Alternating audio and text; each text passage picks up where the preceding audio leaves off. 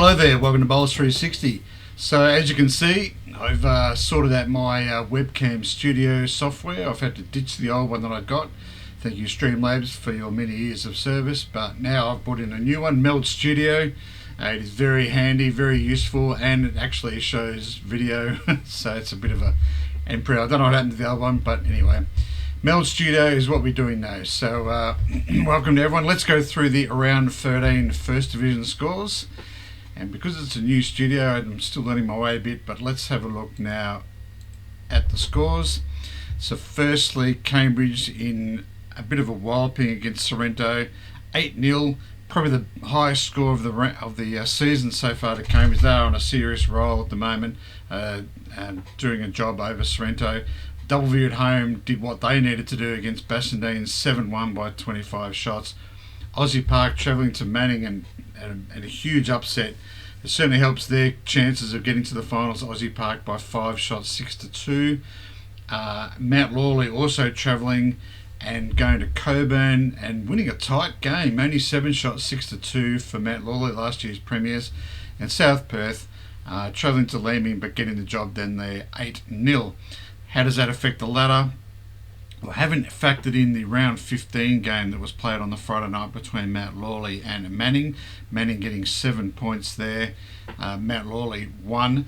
So we'll factor that in next week. But at this stage, after round 14, Mount Lawley and Cambridge share the points at the top. Mount Lawley, with the barest of margins, 0.1%, holding a top spot there over Cambridge. South Perth with their win move up into third. Manning with that last move back into fourth. Aussie Park 5th, right on the edge though, 67.5 points. They're only 10 points out of top spot, so they are really knocking on the door.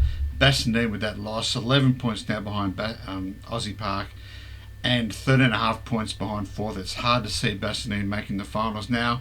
Doubleview in 7th. They give themselves a bit of a chance of slipping into 6th. They're 12.5 points behind Bassendean, so if Bassendean slip up, which they have been doing lately, so you never know, W may overtake them, but that's also a bit of a long road. Sorrento in 8th on 41. They look to be well clear of Coburn in 9th and Leeming in 10th. So for the skippers in the Premier League, Blake Nan holds on to top spot with 12 wins, 2 losses, plus 136, having a super year.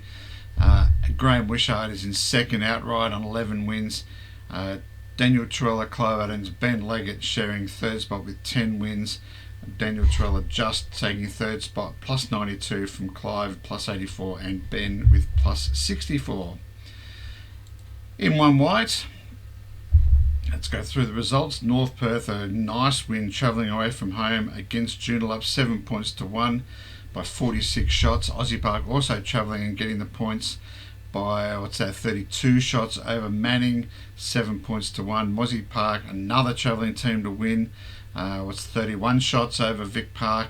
Cardinia also travelling, a big win for Cardinia over Kalamunda. They're tough to beat at home, Kalamunda, but Cardi have done the job there by 25 shots. And the only home side to win this round, Safety Bay 8-0 over North Beach, which is a huge win really. But North Beach are known struggle away from home, but despite the result, they look to have top spot pretty much sewn up there on top by 14 points over Cardinia. Safety Bay in third. North Perth move up into fourth spot on 62.5. Kalamunda drop back to 5th, 58.5.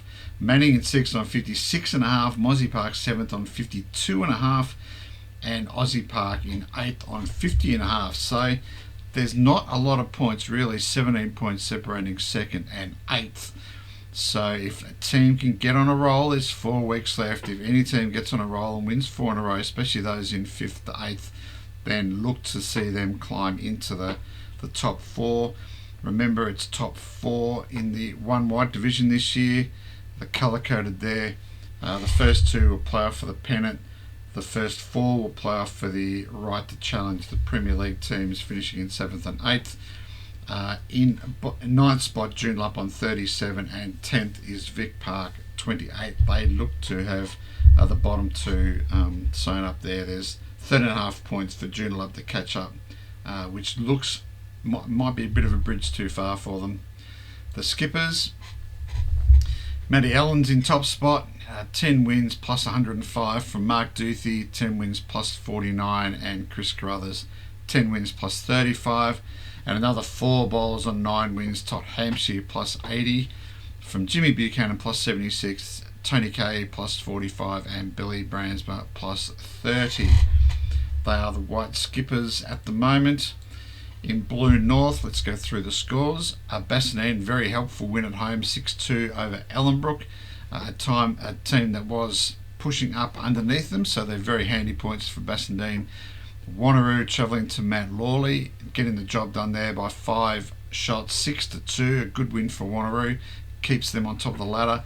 Warwick 7-1 winners over Morley by 21 shots. Quinns Rocks at home over Yanchep, the northern teams, 7-1, a very good win for Quinns Rocks over the second place Yanchep, so that narrows the gap to them.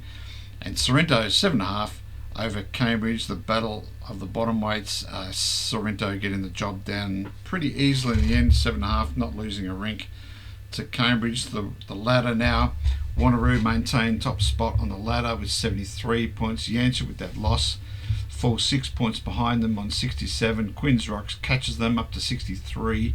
Warwick in 4th also move up a spot on 62.5. Mount Lawley drop back to 5th, 58.5. Bassendean 56. Morley on 49.5. Ellenbrook on 49. Sorrento also 49.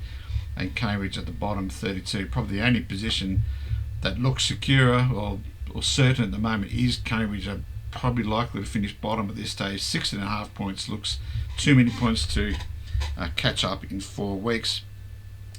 So the colour coding, the way that's working, the bottom 2 sides in One Blue North will drop back. And really, at 9th spot is, you've got teams like Bassendean that are looking upwards for a shot at 3rd. They're only 7 points off 3rd, but they're only 7 points in front of 9th as well. So Bassendean in their flux position at the moment for up or down.